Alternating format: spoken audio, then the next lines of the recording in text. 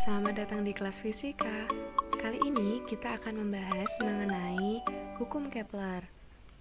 Hukum Kepler ini dinyatakan oleh Johannes Kepler. Johannes Kepler merupakan seorang ahli astronomi. Dia terkenal dengan 3 hukumnya, yaitu hukum 1 Kepler, hukum 2 Kepler, dan hukum 3 Kepler. Mari kita bahas satu persatu. Hukum 1 Kepler. Hukum 1 Kepler berbunyi setiap planet bergerak dengan lintasan elips.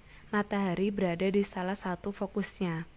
Nah, hukum 1 Kepler ini disebut pula sebagai hukum lintasan. Mengapa disebut hukum lintasan? Nah, di mana semua planet bergerak dalam lintasan berupa elips dengan matahari pada salah satu titik fokusnya. Bisa dilihat dalam animasi berikut bahwa matahari berada di salah satu titik fokusnya. Kemudian, di sini terdapat sebuah planet yang bergerak pada lintasan elips. Kita lanjut untuk hukum 2 Kepler. Hukum 2 Kepler berbunyi, luas daerah yang disapu pada selang waktu yang sama akan selalu sama. Nah, hukum 2 Kepler ini disebut pula sebagai hukum luasan, di mana garis hubung matahari ke sebarang planet menyapu lintasan yang luasnya sama selama selang waktu yang sama.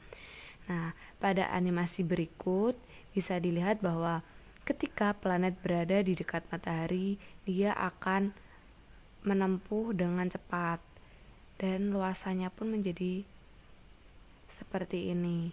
Maka dimanapun dia berada, jika waktu yang diperlukan itu sama, maka akan menghasilkan luasan yang sama.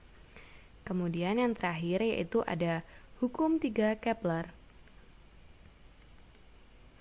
Hukum 3 Kepler berbunyi kuadrat periode suatu planet sebanding dengan pangkat 3 jarak rata-rata dari matahari.